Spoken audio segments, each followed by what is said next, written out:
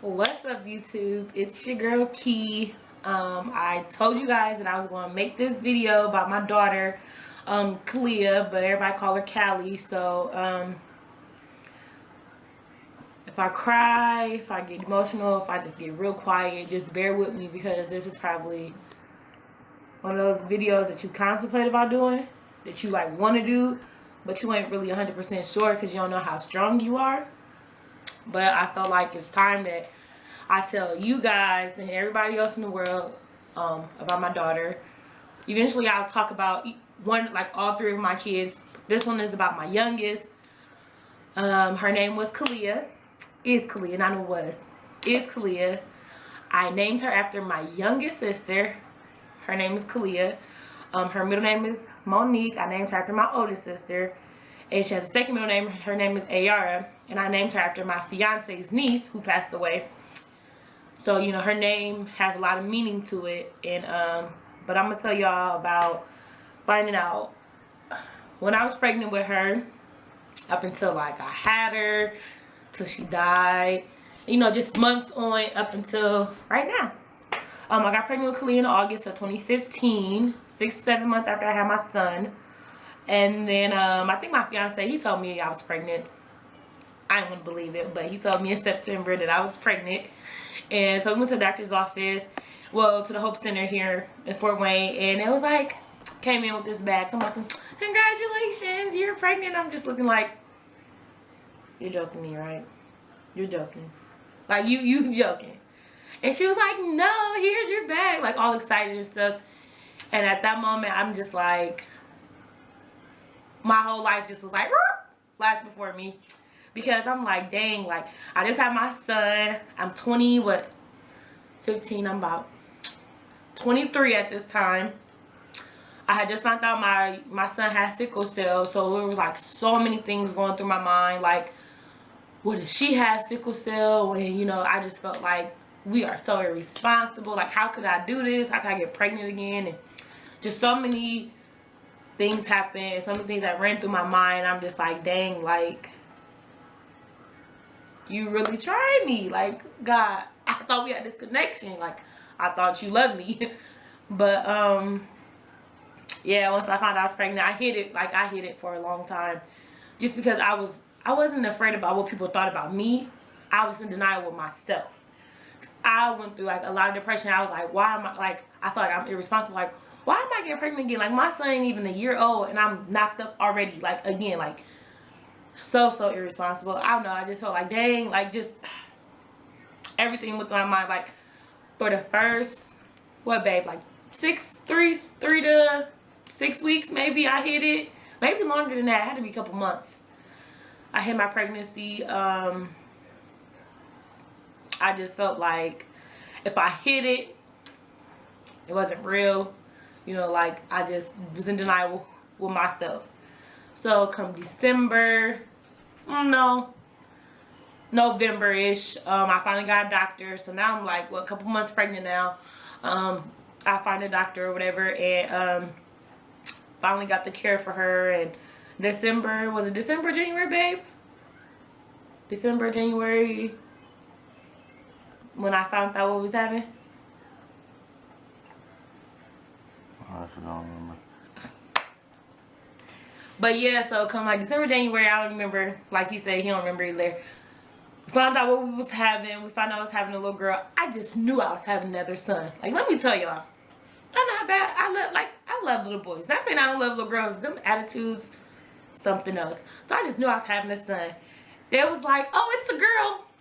My fiance, this man about jumped up out the chair talking about some, "What you say? What you say?" He always wanted a daughter, so his own daughter. So he's like, "It's a girl's girl." I was like, "Can you look at that again? Because I know it's not a girl." And she was like, "It's a girl." And I'm just like, really? Really? I'm pregnant and it's a girl? Like, you could have met me halfway, God. You know, it could have been a boy. But anyways, I finally, after like a lot of soul searching, I finally accepted the fact that I am pregnant. And I'm bringing this another blessing into the world. And I was prepared. So I had my baby shower in April, which was amazing. Okay, y'all. Like, the love and the support, oh my God. Like, that baby shower was like probably the best baby shower out of the 3 baby showers I've had ever. Family was there, love was there. So come May, like what, the first days of May, my doctor was like, we're going to induce you, because I kept complaining like, this needs to process, like you need to hurry this process up. Like, this was hell. Like, I thought like, oh my God, my all down here, I just thought it was gonna fall all out. But yeah, so my due date was May 9th, and I ended up having her May 4th at 8:17 babe p.m. 8:17. That video is on YouTube. It's giving birth to Callie, R.I.P. Callie. That video is on YouTube, so go check it out. But yeah, I had her at 8:17, and oh my God, was she pretty. Like, hair galore, came out these big things of tears, and I just cried, because I'm crying because I'm happy, and I'm feeling like, you know, I'm at, like, I have my 3 kids and I'm done, and you know, like, God finally blessed me, and that's it. So I ended up getting my tubes tied. Yeah, I got my tubes tied. It sucks, man. It sucks, because I did get my tubes tied, but I ended up getting my tubes tied. And now, where am I at now? May 4th. Brought her home May 6th. Mother's Day came around. My grandma's birthday and all those things. And brought her, oh my God, when I tell y'all she was so chocolate. She was so chocolate. My first ever dark child. Y'all don't understand how blessed I was, because I got 2 light-skinned kids, and I always wanted a chocolate baby, and I got my chocolate child. She got to experience Mother's Day. She got to experience Memorial Day.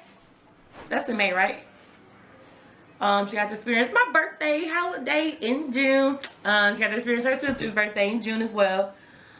And she got to experience 4th of July. 4th of July was probably the best 4th of July ever. Like, it was litty at my stepmom's house. Shout out to Ayana, because that's my sister, girlfriend, so it's like my sister-in-law. She had Kaliyah from the beginning of 4th of July to the end of 4th of July.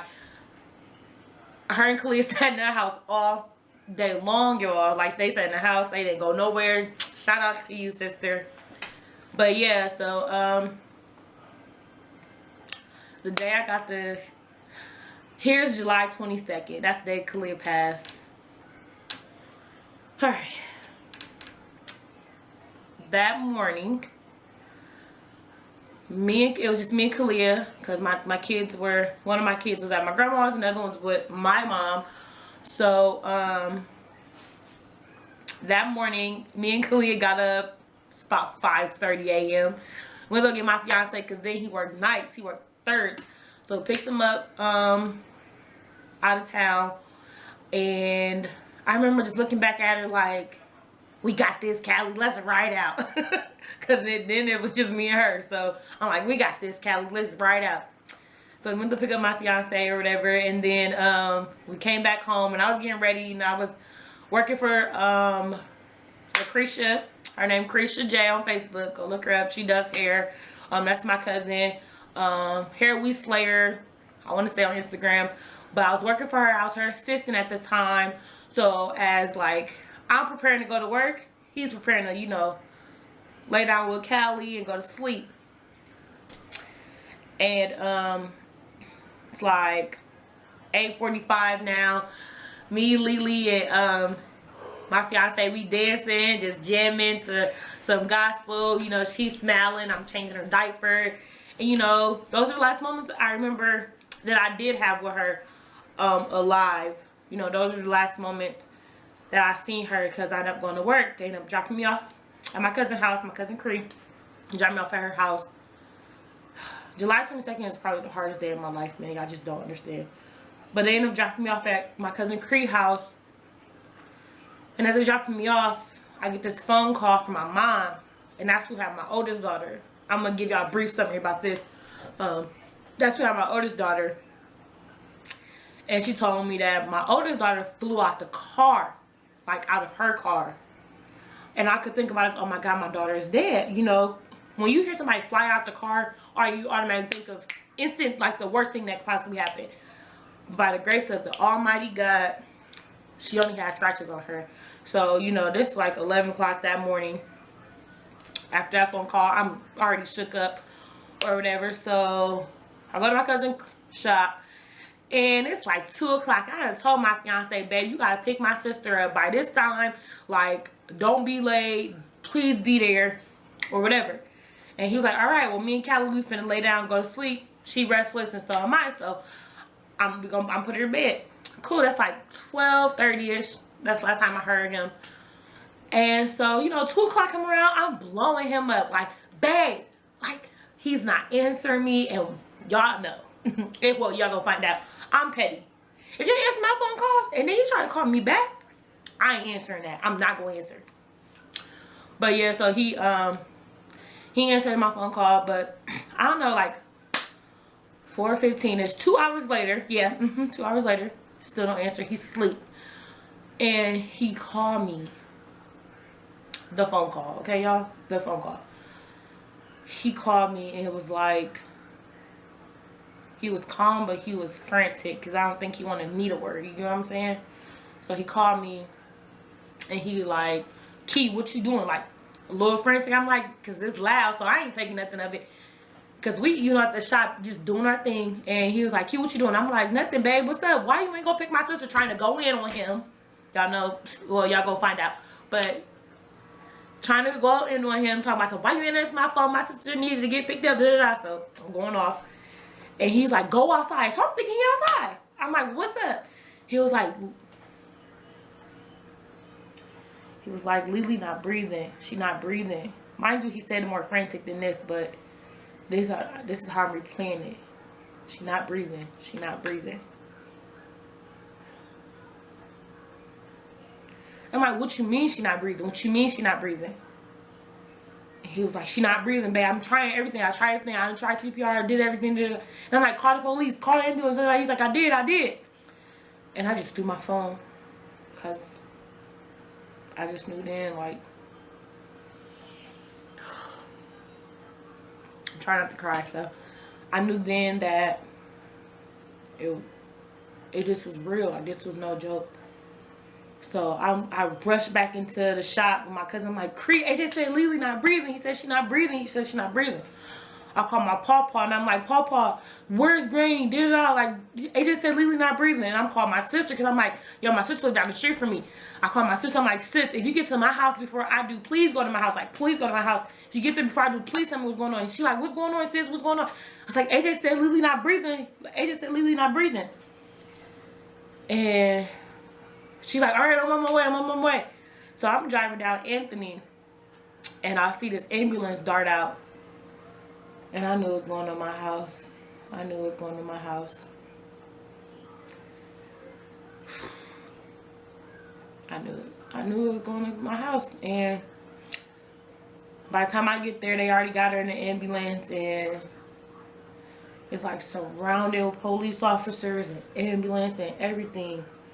And I'm like, is this for lot 9A? Is this for lot 9A? They was like, yeah. I was like, I'm her mom. Let me ride.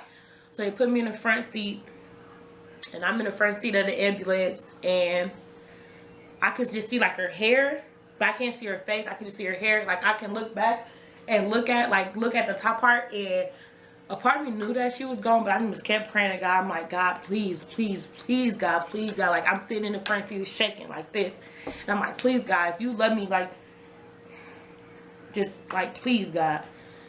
And I kept looking back. She wasn't even moving.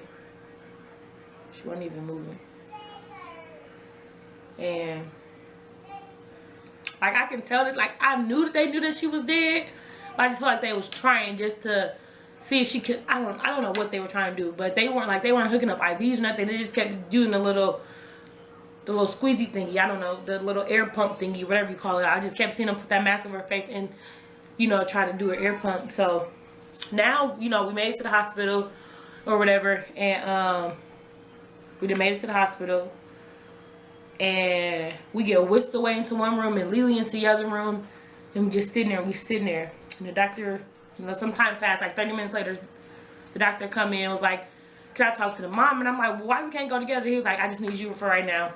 I'm like, cool. And I was like, do I need to sit down for this? Like, I need a chair because I feel like you're going to tell me some devastating news. Sorry, y'all. And he was like, there's no other way. I was like, you know what? Just keep it lit. Just keep it 100 with me. Just tell me the truth. Is she dead? Is she dead? Like, is my baby gone? Yo, like, don't play with me. Don't beat around the bush. Don't, like, now I'm getting angry. And he was like, she didn't make it. And I just fell to that floor. Because I remember, like, my whole life felt like, I just felt like it was over. I felt like my life was over. Like, to lose your child, that's everything, y'all. Just like,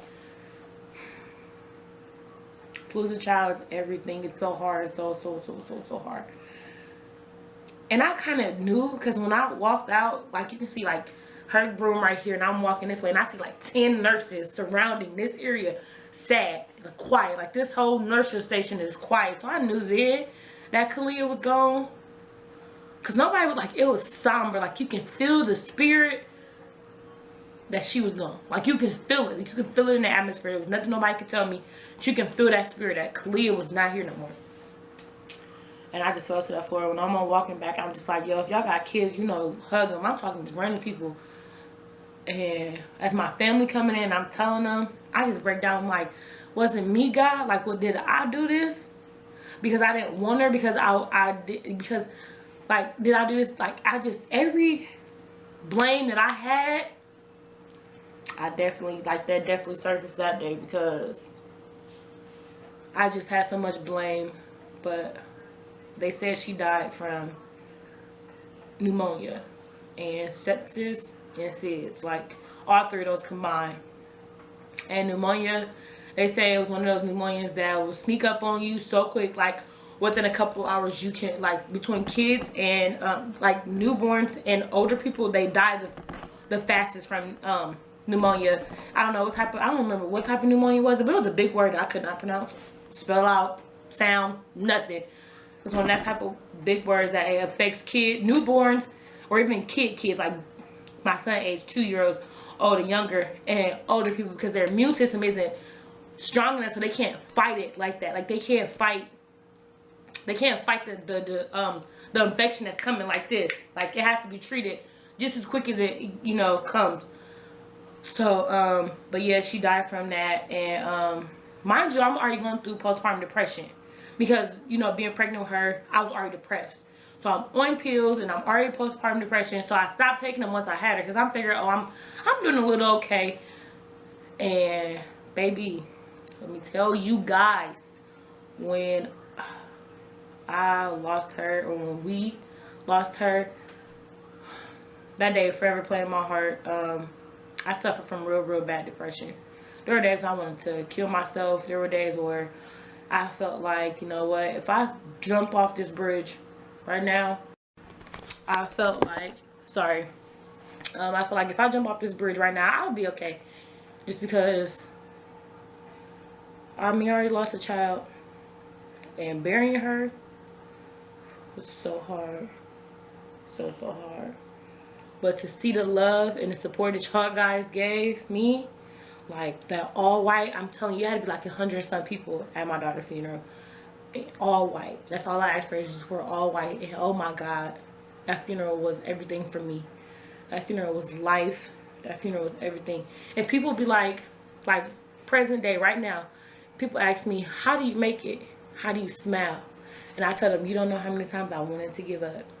But I got 2 kids who need me, and I got a fiance who need me, and who I need him, and we need each other as a whole to help each other. You know, help each other get through this hard time, because every day, it's an everyday struggle. It's an everyday fight. And every day I ask God to save me from me, because I'm my own worst enemy. I determine if I'm going to have a bad day, or if I'm going to let things affect me, and I can't. Like, I love my child, and I went to her grave, and I talked to her, and I cried, and I got angry, and I got sad, and I let it all out, and I'm at peace. I'm at peace. And I just want to help somebody. Like, I just want people to know out there that they aren't alone, that people, it's people out here who are going through the same thing you're going through. You can be rich, you can be poor, you can be starving, you can be healthy, what, it don't matter. It can happen to anybody. So don't ever think that you are alone, because you're not. You're not alone ever. There's always somebody that can relate to your story. And if I can just touch one person with my story, I think I'm doing a good job. I think that my life would be a little bit better. So if this helps you, I hope it helps you. Like, I hope it do. And if you ever have any questions, ask me, you know, because I'm here for any and everybody who needs that comfort, especially when you feel like you in this by yourself, and you really not. It's so many resources out there, so many resources. But that's just my view, you know. That's just this video is just my view, my thoughts, my intake, me personally, my side of the story, you know.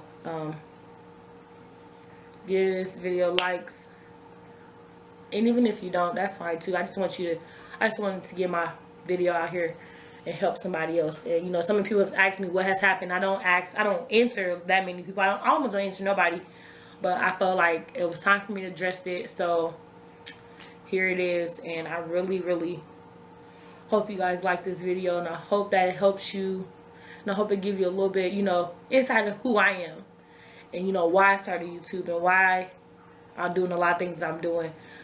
I'm trying to upload a video at least every other day. Hopefully my next video is probably about my son or about my daughter, whichever one. Just so I want you guys to know a little bit about me and my life and my kids. You get to see them eventually. They're asleep right now, but yeah, I'll be editing this video, uploading it real soon.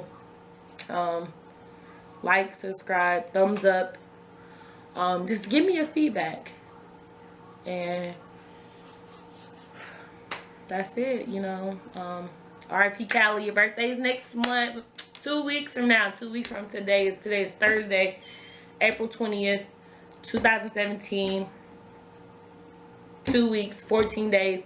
Countdown. Balloon release for her at her gravesite, Lindenwood, Babyland. Just hit me up. Just let me know.